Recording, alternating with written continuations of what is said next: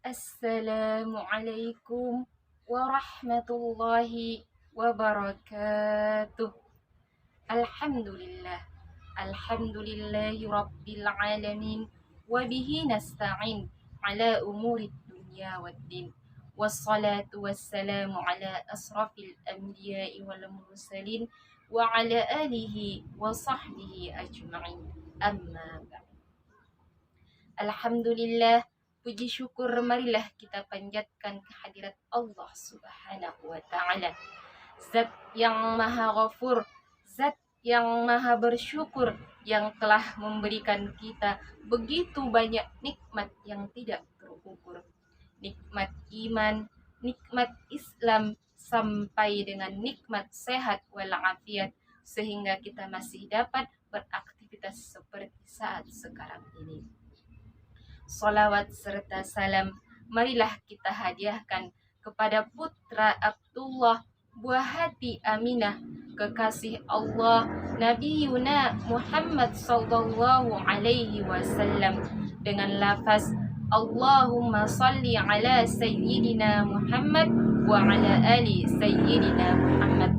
Semoga kita selalu mendapatkan syafaat dari beliau hingga hari akhir nanti. Amin, amin, ya rabbal alamin. Saudara-saudariku yang dirahmati oleh Allah, moderasi. Mungkin kita sudah sering mendengar kata moderasi, akan tetapi kita tidak mengetahui apa itu moderasi.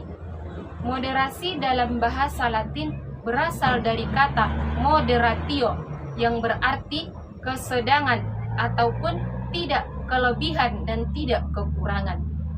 Dalam Kamus Besar Bahasa Indonesia, moderasi berarti pengurangan kekerasan dan penghindaran keekstriman.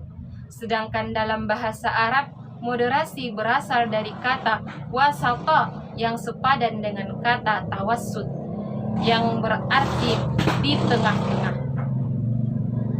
Dari ungkapan-ungkapan tersebut dapat kita simpulkan bahwasanya moderasi merupakan sikap yang selalu mengambil jalan di tengah-tengah, selalu bertindak adil dan tidak berlebih-lebihan. Saudara-saudariku yang dirahmati oleh Allah, moderasi sering disangkut pautkan dengan keagamaan, yaitu moderasi beragama. Moderasi beragama merupakan cara pandang ataupun sikap dan perilaku yang selalu mengambil poros di tengah-tengah dan selalu bertindak adil dan tidak ekstrim dalam beragama. Istilah moderasi beragama memang baru-baru ini berada di negara kita. Namun dalam Islam, istilah moderasi beragama sudah dahulu adanya. Dalam Islam sendiri, moderasi beragama dikenal dengan istilah wasatiyah, sehingga umat Islam mendapatkan julukan ummatan wasatan, yaitu umat pertengahan. Sebagaimana firman Allah dalam Quran surah Al-Baqarah ayat 143 yang berbunyi, A'udzu billahi minasyaitonir rajim. Bismillahirrahmanirrahim. Wa kadzalika ja'alnakum ummatan wasatan litakunu syuhada'a 'alan nas wa yakuna ar-rasulu 'alaikum syahida. وما جعلنا القبلة التي كنت عليها إلا لنعلم من يتبع الرسول ممن ينقلب على عقبيه وإن كانت لكبيرة إلا على الذين هدى الله وما كان الله ليضيع إيمانكم Innallaha binnasi laraufur rahim. Shadaqallahul azim. Yang artinya, dan demikian kami telah menjadikan kamu umat Islam, umat pertengahan, agar kamu mengetahui agar kamu menjadi saksi atas perbuatan manusia, dan agar Rasulullah Muhammad sallallahu alaihi wasallam menjadi saksi atas perbuatan kamu. Kami tidak akan menjadikan kiblat yang dahulu kamu berkiblat kepadanya, melainkan agar kami mengetahui siapa yang mengikuti Rasul dan siapa yang berbalik ke belakang. Sungguh pemindahan kiblat itu sangat berat, kecuali bagi orang yang telah diberi petunjuk oleh Allah, dan Allah tidak akan menyia-nyiakan imanmu. Sungguh Allah Maha Pengasih, Maha Penyayang kepada manusia. Dari ayat tersebut bisa kita melihat bahwasanya Allah telah menjadikan umat Islam ummatan wasatan, yaitu umat pertengahan, agar manusia mampu bersikap mengadili ataupun bersikap menengahi.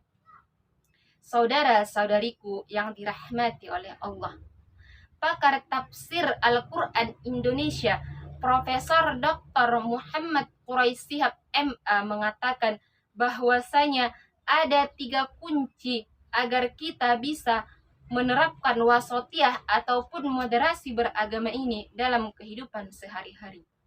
Adapun kunci yang pertama yaitu pengetahuan.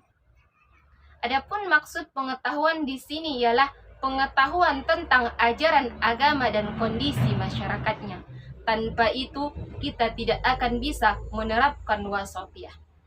Seperti contohnya yaitu pada saat pembayaran zakat, mazhab Hanafi memperbolehkan membayar zakat dengan uang, sedangkan mazhab Syafi'i tidak memperbolehkan membayar zakat dengan uang. Begitu pula dengan pelaksanaan sholat subuh, ada yang menyunahkan menggunakan kunut dan ada yang tidak sunnah menggunakan kunut dalam pelaksanaan sholat subuh. Nah, dari contoh tersebut, apabila kita tidak memiliki pengetahuan, maka akan mudah saling menyalahkan. Karena pengetahuan itu memang penting, yaitu selama prinsipnya masih sama seperti Tuhan itu Esa, Nabi Muhammad sallallahu alaihi wasallam utusan Allah, dan meyakini kebenaran Al-Quran, maka seseorang ataupun sekelompok orang tidak akan mudah saling menyalahkan. Saudara-saudariku yang dirahmati oleh Allah, adapun kunci yang kedua yaitu mengubah emosi keagamaan menjadi cinta keagamaan. Profesor Dr. Muhammad Quraisy Shihab MA mengatakan bahwasanya emosi keagamaan bisa menjadikan seseorang melanggar agama yang diyakininya sekalipun. Maka dari itu kita harus mengubah emosi keagamaan menjadi cinta keagamaan. Seperti contohnya yaitu seseorang yang gemar melaksanakan sholat tahajud dan yang lainnya tidak, ataupun seseorang yang menggunakan cadar dan yang lainnya tidak, maka apabila kita tidak mengubah emosi keagamaan menjadi cinta agama, maka kita akan mudah saling menyalahkan satu sama yang lain. Saudara-saudariku yang dirahmati oleh Allah, adapun kunci yang ketiga yaitu sikap berhati-hati. Tidak ada perbuatan positif yang kita lakukan kecuali setan akan menyertainya.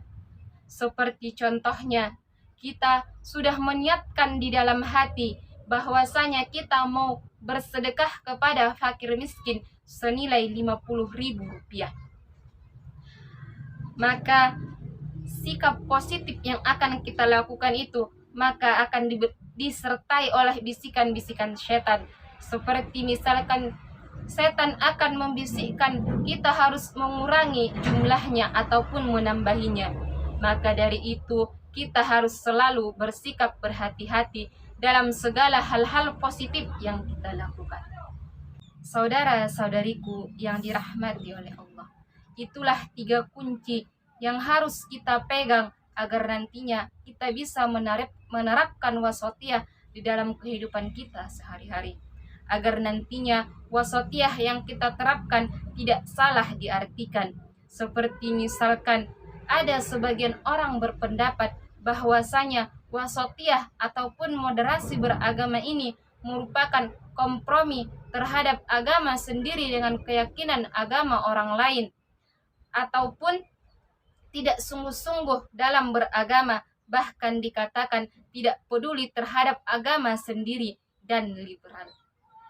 Padahal wasatiyah ini merupakan sikap beragama yang seimbang, yaitu antara pengamalan agama sendiri dan penghormatan terhadap praktik keagamaan orang lain yang berbeda keyakinan, serta menghargai adanya perbedaan sehingga nantinya tercipta kedamaian, toleransi, dan kerukunan antara umat beragama. Maka dari itu, saudara-saudariku sekalian, marilah kita berupaya untuk menciptakan wasatiyah ini agar kita menghargai perbedaan yang ada dan nantinya tercipta kehidupan yang damai, rukun, dan saling menghargai antara sesama pemilik agama, bahkan pemilik agama yang berbeda keyakinan. Mungkin cukup sekian yang dapat saya sampaikan, kurang dan lebihnya saya mohon maaf. Kebenaran datangnya dari Allah Subhanahu wa taala, kesalahan datangnya dari diri saya sendiri. Wabillahi taufiq wal hidayah wa ridha wal inayah. Wassalamu alaikum warahmatullahi wabarakatuh.